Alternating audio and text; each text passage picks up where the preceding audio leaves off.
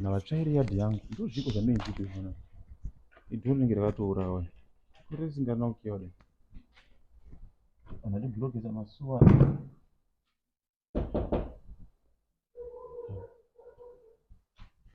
I'm coming. Oh, ndi landlord. Oh, lendi. Zviri sei kana landlord wangu? One land out anonzwisisa pasiri. Mama zviona here ndakuseva profile pic na landlord. Nekustatus futi kama mama zviona.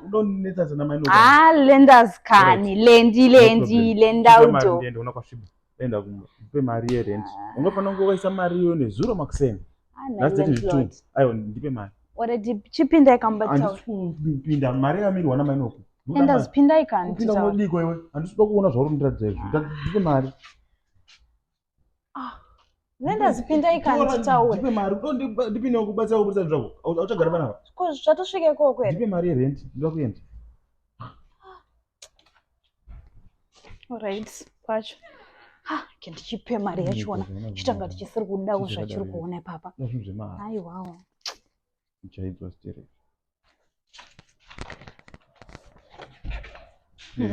Mari yenyu. Imari ye. Ndakatokwana ezvimwari varipo.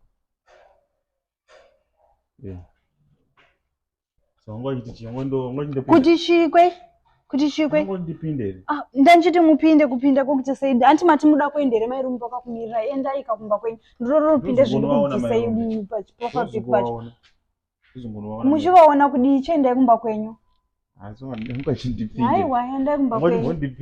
Enda kumba kwenyu mamuchindinyena mamuchinyena ngati musiri kuzvida. Indai maenda kupa mari yenyu.